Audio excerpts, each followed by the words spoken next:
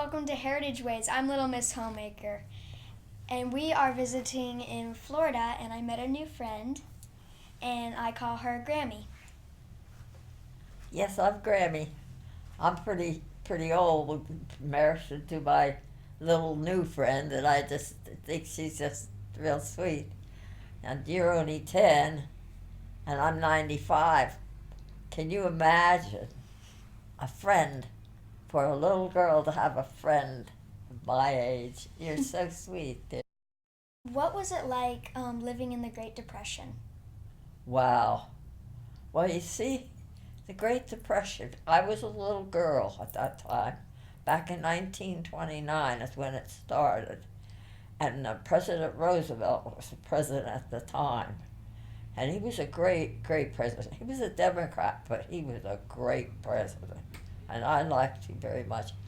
And the Depression wasn't so hard on me because my dad had died when I was just 2 years old. So my mother had to end up putting my brother and my sister and myself in a Masonic home.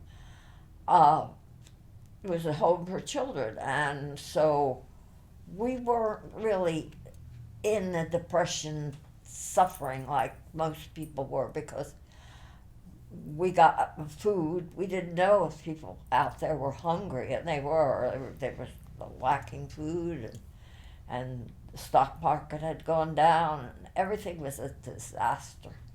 But when, as a child and living in the home with other people taking care of me, I really didn't suffer the Depression, but there were people that were so desperate with the Depression that some people were even committing suicide.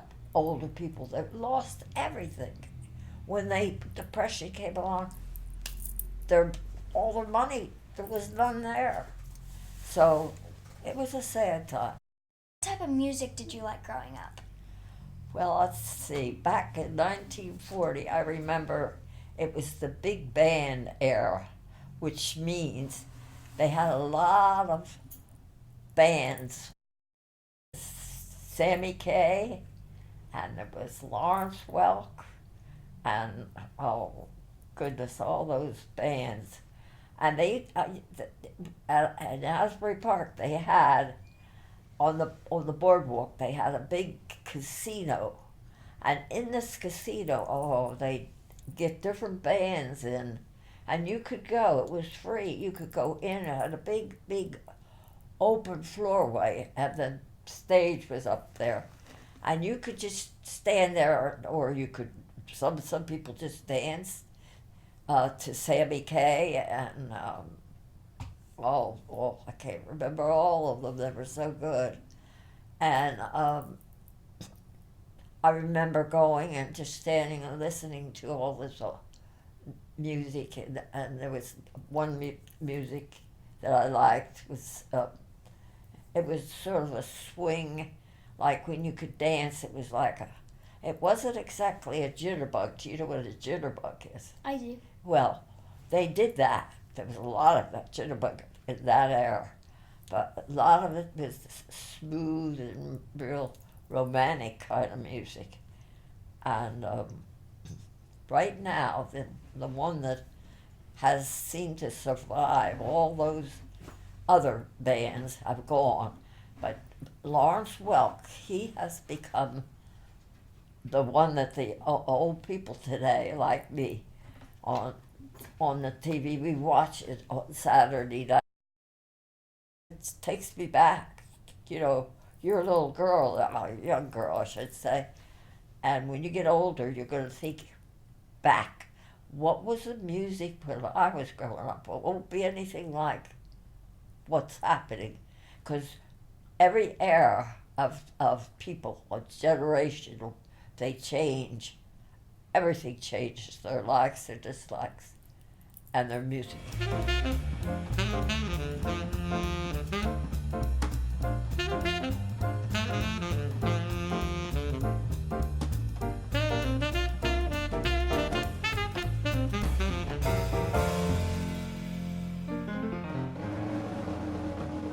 he had one song that I really liked. It was like In the Mood. I can't remember now. I wish I could remember the tune because I can't sing that good. But and I do like Christian music very much. So do I. Yes, it's good. They have so many new ones. The old ones like On a Hill Far Away stood an old rugged cross. And that's kind of music that we used to sing when I was a young girl, the Christian music. But today, they sing about the Lord, yes, and they sing about life. But it seems like every week somebody made a new song, and I don't know it. What is the Lord's influence in your life? What has he done? Oh, that's such a long question. First off, I have to say that the Lord has taught me lessons from the time I was little, and I wasn't as familiar and to know how Jesus had died for me because I was a little girl, and it wasn't, the church wasn't like that. The one I went to anyway. But getting to know the Lord was one marvelous thing in my life. And I used to talk to him as a little girl when I was in the home by myself. And I had a sister. Her name was Virginia. And she was such a pretty girl. She had curly blonde hair. Well, it was not real blonde, but it was on the blonde side. And she had brown eyes. And then my brother, too, he had curly hair. But when I came along, I had poker straight hair. And that's, like, I used to think, I don't think I belong to this family. Look, I've got darker colored skin and my hair is straight. But the Lord let me know. And my mother, she wanted to get me out of the home because, well, it's a sad story, but my sister died in the home, but my mother made a home for my brother and I, and I was 14 years old, going on 15. I was a little back when it comes to the grade age. Really, you're supposed to be a certain age on this, when you're in this grade and when you're in that grade, but I wasn't. I was a little behind because of circumstances. But God brought me through. When I was a little girl, I didn't understand.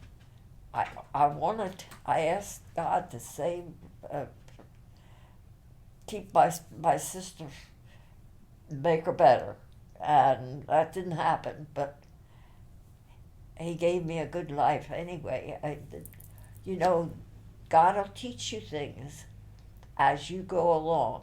One thing he did teach me, he taught me that I had to get rid of some of I had this like a temper. I wanted this, I wanted that, and I didn't want this. Well, he put me on a farm with my aunt and uncle because my mother couldn't take me right away, but she did have my brother with her, but she couldn't take me. So she put me with my aunt and uncle, and I lived on a farm, and you know what? Oh, I don't like farm living at all. But he taught me a lesson there. He taught me a good lesson, and he gave me a new, I might say, renewed my whole spirit and my soul, because I became, after living on the farm, I became a new, different kind of person, because God had changed me. And that's what God does with you. He changed me, and it just got better and better. Along the way, things were a little, sometimes rough.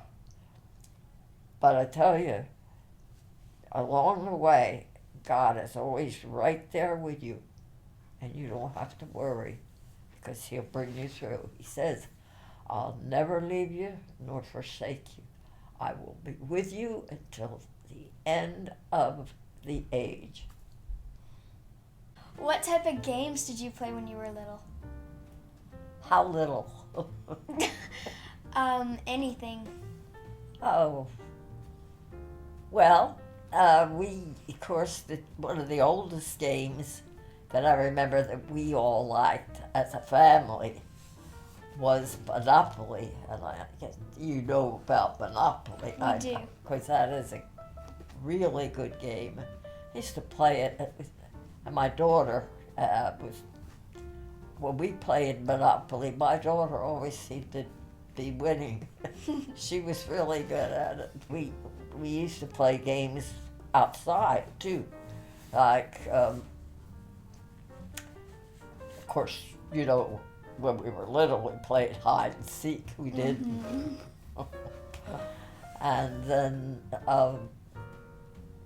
we did a lot of jumping rope, We liked that, and we played jacks.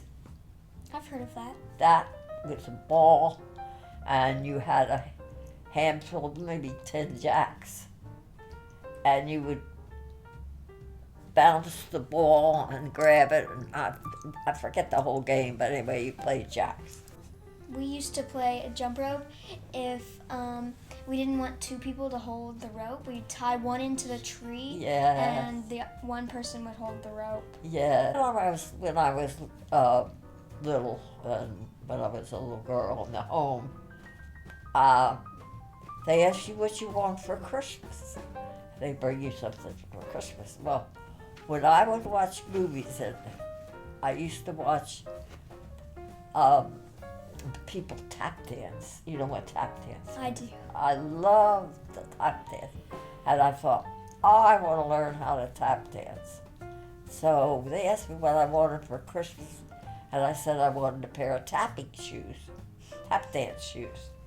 Well, they got me the tap dance shoes. The only thing was wrong, the taps were not on the shoes. The shoes were like Mary Jane shoes, if you know what they are. I used to have some.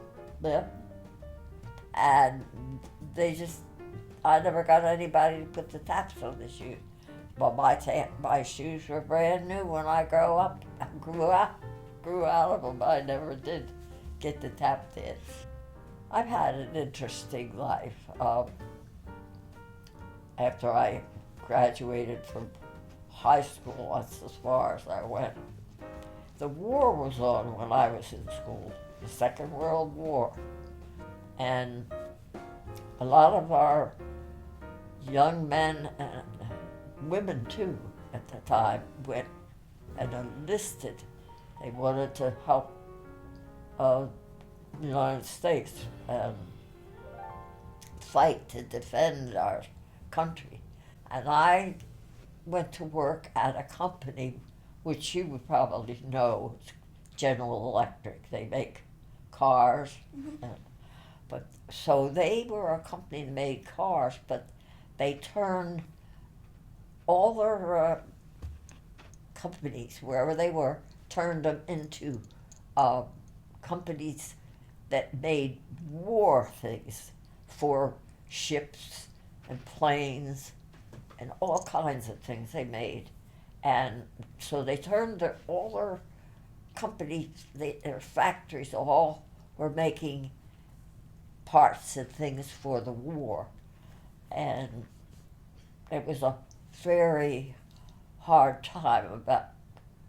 I think it started in 40 or 41, but anyway, the war ended in 1945, and my brother was in the war. Now, he was 4.5 years older than me, and he was over there fighting in all these campaigns that they had, and he came home. So I was very, very fortunate and blessed. God brought my brother home. And my brother lived to be almost 91. He's been gone now about 6, 7 years. Miss Sweetie, I want to tell you that it's been one of the great things that has happened lately. Sometimes life goes on and there's nothing. But then Sunday, I meet this beautiful little girl, and her name is Miss Sweetie. And I have just been overwhelmed with a young girl like you being even wanting to pay attention to an old lady like me. And you are so sweet, and not only that, but you're smart. And we got along fine. Suddenly it was wonderful. I met you and the rest of your family, brothers. I just enjoy it. And the little one, he's so cute. I love to watch him talk, and the expressions on his face are so, I mean, you don't need to hear him talking. He's got all these little expressions. I've never seen a child like that be able to express his face so well. And then, of course, I met you, and I just wanted you to remember me, so you know I got you a little gift. Thank you. Because I just was so impressed with you. I'll read this. Yes. Can I? Yes, you can read it. Okay. And I just felt like it. I was sitting at a beauty shop, and she sells. It's a cat. I love animals. So. I do too.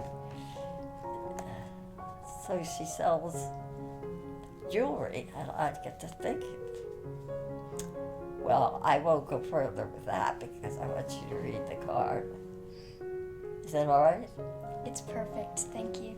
Do you want to read it out loud? Okay. Dear little Miss Homemaker, I am so happy that I met you.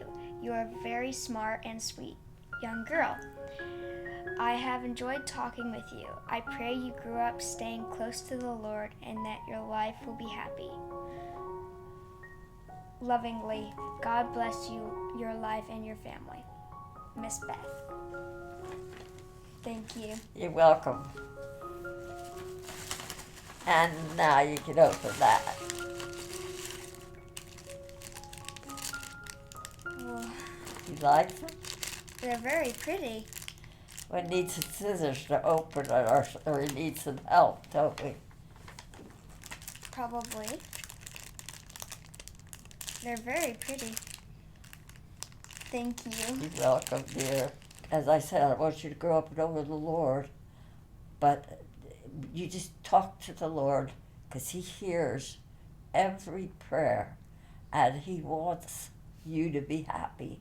And if you mind what His Word says to do, it says, seek ye first the kingdom of God, and all the things that you want, everything, will be added unto you. That's just the truth. The Bible says it. So if you just obey, seek ye first God, you'll have all you need. Thank you. You're welcome, dear. Your mommy, Kelsey. It's going to be your new mommy. She's beautiful. Yes, she is, isn't she? Thank you. You are welcome, darling. And you sit down and then hold her. She's like a real baby, isn't she? She's as big as one. She is. She might be a little dusty because I haven't been. You really can't comb her hair because, it'll probably come out. I don't know how they made her. But She's beautiful. Thank you. you're welcome, dear. And I love you, little girl. I love you too. And now you sit down. You don't have to read the card now. You can read it later or whatever.